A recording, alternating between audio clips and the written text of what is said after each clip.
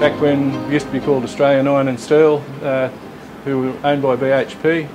I got a job straight after I finished my HSC at the end of 1976, just working as a labourer. I think it's over in HCPD, and that was just they used to employ students in their holidays back then, and that was what I was doing. And while I was doing that job, I got word that I'd been accepted as a mechanical engineering cadet, and so I moved from afternoon shift over in the mill one day to day shift over in the training shop the next. And my family emigrated when I was 2 years old, so my father's Irish and my mother was English, and so we had no ties to Australia at all, no relatives.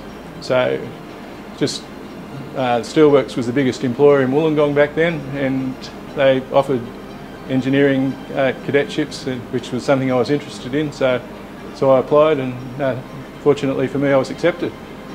The open hearth before the BOS, can you explain a little bit about it? What was it like? It was pretty intimidating when I first started there. There's certainly a lot more people than there are over here.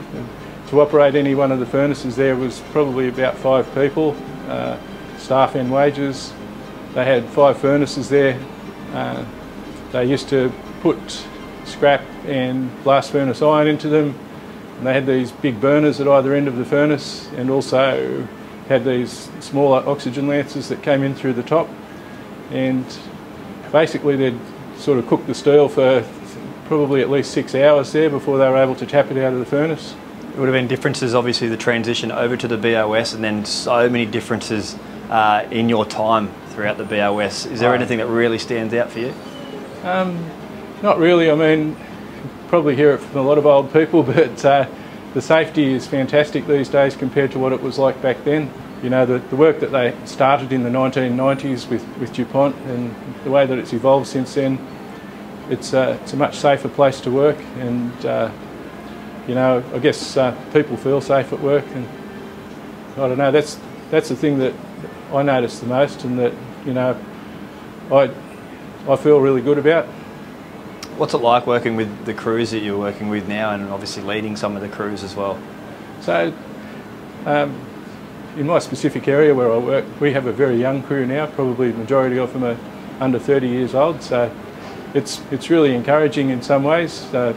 You know, for years and years we had sort of people who were, you know, upwards of 50 years old and sort of just waiting to retire, whereas now we've got a lot of young enthusiastic people in our maintenance department. You know, they've got a lot to learn, but they're very keen, they're very smart, a lot smarter than us young'uns were when I started, I reckon.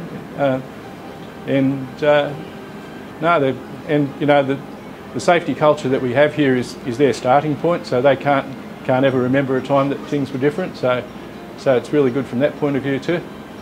50 years of the BOS is obviously a special time for everyone, but yeah, it would be for you. What does it mean to you to be able to be working here and celebrate that? Well, I guess there's been times, especially probably in the last 10 years, where we thought that wasn't going to happen, where probably a 50-50 chance as to whether we kept our jobs or not. You know, fortunately, between the people that run the company and the people who work in the company, they've come up with ways of doing things differently and being able to, I guess, operate as a profitable business. Having worked here a long time, and I think that the plant is in pretty good shape for a 50-year-old steel plant. A place that people are fairly proud to work in, I think. And certainly, I'm, you know, even at my age, I'm still very happy to come to work every day.